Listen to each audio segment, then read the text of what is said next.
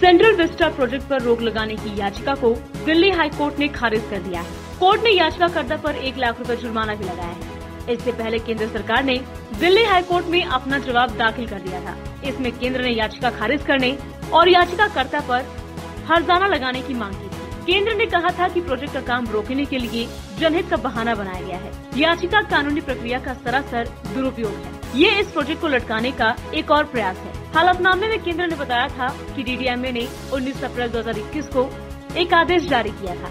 इसके मुताबिक कर्फ्यू काल में उन जगहों पर निर्माण कार्य जारी रखा जा सकता है जहां मजदूर उसी साइट पर रह रहे हैं। यहां 19 अप्रैल से 400 मजदूर काम कर रहे थे। फिलहाल 250 मजदूर काम कर रहे हैं और वे वहीं पर रह रहे हैं।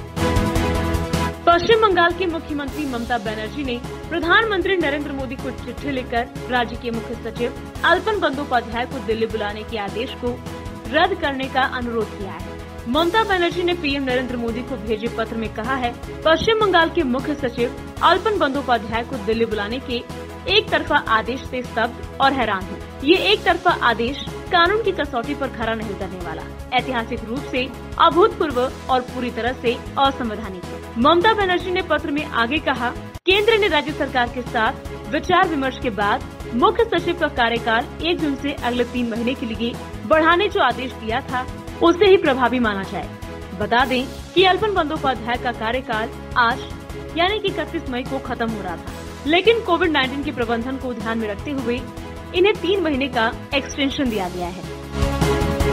मुख्यमंत्री कैप्टन अमरिंदर सिंह और उन्हीं की कैबिनेट के मंत्री रह चुके नवजोत सिंह सिद्धू में चल रही सनातनी से निपटने की कवायद शुरू हो चुकी है। इसके लिए पार्टी ने 3 सदस्यीय कमेटी बनाई है। साथ ही सूबे के मंत्री विधायकों को दिल्ली तलब किया है। सिद्धू समेत सूबे के 25 मंत्री विधायक दिल्ली पहुंच गए हैं। सोमवार से इनके साथ विशेष कमेटी एक-एक कर बात करेगी। बाकी मंत्रियों और विधायकों से कमेटी मंगलवार को मिलेगी। कांग्रेस में चल रही इस अंतर्कलह को खत्म करने के लिए बनाई गई कमेटी में मल्लिकार्जुन खड़गे, जयप्रकाश अग्रवाल और हरीश रावत हैं। ये कमेटी कांग्रेस नेताओं के साथ बैठक करके उनका फीडबैक लेगी।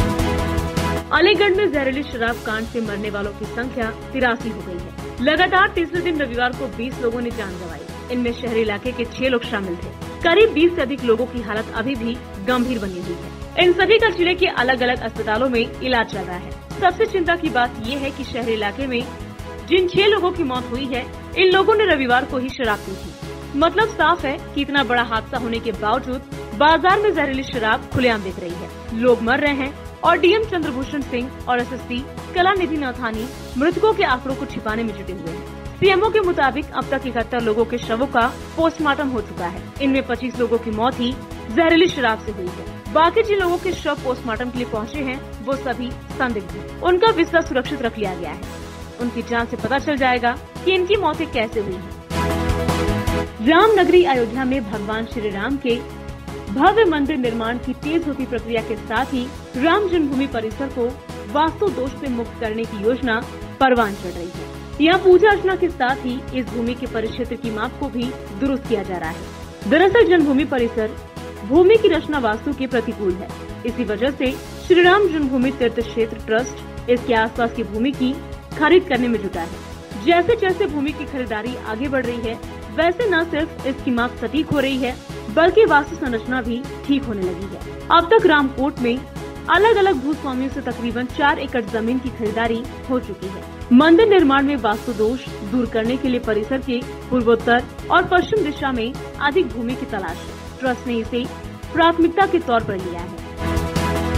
उत्तर प्रदेश में कासगंज के अमापुर सीट से भाजपा विधायक देवेंद्र प्रताप सिंह का हार्ट अटैक से निधन हो गया। वे 59 साल के थे। बताया जा रहा है कि वे सुबह क्षेत्र में निकलने की तैयारी कर रहे थे। इसी दौरान उन्हें अचानक सीने में तेज दर्द उठा। इसके बाद परिजन उन्हें एटा के अस्पताल ले गए, जहां डॉक्टरों ने उन्हें मृत घोषित कर दिया। मुख्यमंत्री योगी ने विधायक के निधन पर शोक जताया है। एटा के CMO उमेश कुमार त्रिपाठी ने बताया, विधायक देवेंद्र प्रताप अपने घर अमापुर में कुर्सी पर बैठे थे, तभी उन्हें हार्ट अटैक पड़ा। परिजन तुरंत अस्पताल लेकर आए, लेकिन उनकी पहले ही मौत हो चुकी थी। मौत के बाद कराया गया कोरोना टेस्ट नेगेटिव निकला। विधायक का पैतृक गांव नगला के ऊंचा गांव के मचरा हाजीपुर में है। विधायक के निधन से क्षेत्र में शोक की लहर दौड़ गई है। बिहार सरकार ने लॉकडाउन के चौथे चरण को 8 जून तक बढ़ाने का फैसला किया है। इसके साथ ही व्यापार को गति देने के लिए कई बड़े निर्णय लिए गए हैं। अब सभी दुकानें एक दिन बीच कर खुल सकेंगी। सभी जिलों के डीएम ये फैसला करेंगे कि किस तरह की दुकानें किस दिन खुलेंगी। इसके अलावा अभी खुल रही आवश्यक वस्तुओं की दुकानें अब सभी जगह सुबह 6 बजे से दोपहर 2 बजे तक खुल सकेंगी।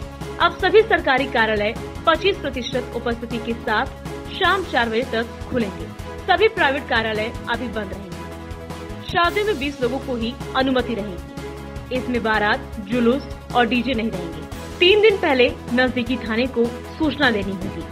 अंतिम संस्कार श्राद्ध में 20 व्यक्तियों की अनुमति होगी। महारानी वेब सीरीज के एक डायलॉग ने बिहार की सियासत को गरमा दिया है।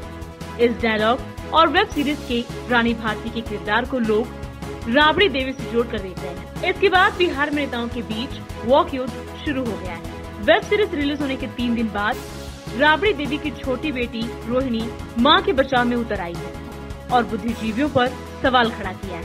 रविवार को लालू की छोटी बेटी ने सोशल मीडिया पर बुद्धिजीवियों को राक्षस बताया है। साथ ही चर्चित मुजफ्फरपुर बालिका कांड को लेकर सरकार पर भी निशाना साधा है।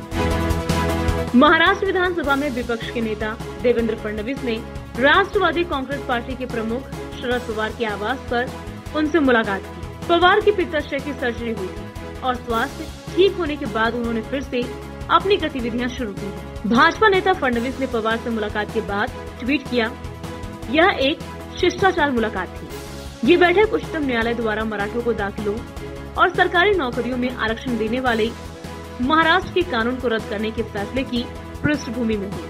मराठा आरक्षण के मुद्दे पर राज्य सरकार के रवैये को लेकर भाजपा ने 5 जून को विरोध प्रदर्शन करने की योजना बनाई है। प्रमोशन में रिजर्वेशन के मुद्दे पर महाराष्ट्र सरकार बुरी तरह से फंसी हुई नजर आ रही है। प्रमोशन में रिजर्वेशन को रद्द करने के फैसले से जहां बैकवर्ड क्लास सरकार से नाराज है, वहीं दूसरी ओर मराठा क्रांति मोर्चा ने भी सरकार को चेतावनी देकर उनकी मुश्किलों को बढ़ा दिया है। मराठा क्रांति मोर्चा ने सरकार को चेतावनी दी है कि अगर उन्होंने प्रमोशन में रिजर्वेशन के आदेश को वापस लिया तो सड़क पर उतरकर आंदोलन किया जाएगा। महाराष्ट्र सरकार ने 7 मई को प्रमोशन में रिजर्वेशन रद्द करने की अधिसूचना निकाली थी। हालांकि सरकार ने इस फैसले के दौरान प्रमोशन में आरक्षण के लिए राज्य मंत्रिमंडल द्वारा बनाई गई उप समिति को विश्वास में नहीं लिया था। इस प्रकार के भी आरोप सरकार पर लगाए गए हैं।